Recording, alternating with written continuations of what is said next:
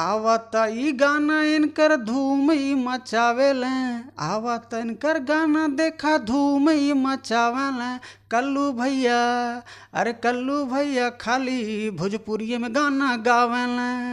तो का ये बाबू बाटा हो तैयार? अरे हमार कल्लू भैया और खुशी कक्कर के आवाज़ में एगो नया गाना लेके आवत अटे भैया, और वही के जानकारी आप सबके पहुँचावे खातिर आपके गरीब छोट भाई आ गइल बा आपके पास में।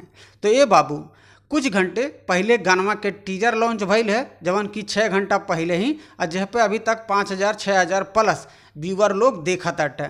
तो भैया हो आप हूँ तैयार हो जा, कहें से हम बतावे खातिर आ गए बा। जितना हमार दर्शक बाटे, जितना ही चैनलवा के फॉलो करल देखे ना, सब्सक्राइब कैले बाटे, उनके कथिन हम हर दिन कोशिश करीला कि नया नया गाना के अपडेट आप सब तक पहुँचावत रही।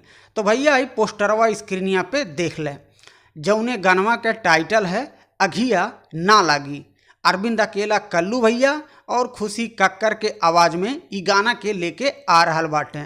तो भैया कल्लू जी के साथ में यह वीडियो में फैट यानी कि डांस करत नजर आवे वाला बानी खुशी राज जी, और जे गनवा लिखले बा शुभम सिगरीवाल उनकर नाम है, और जे वीडियो के डायरेक्ट कैले बा जेकर नाम है नितेश सिंह, और गनवा में म्यूजिक देवे वाले हैं भैया सरगम आकाश जी।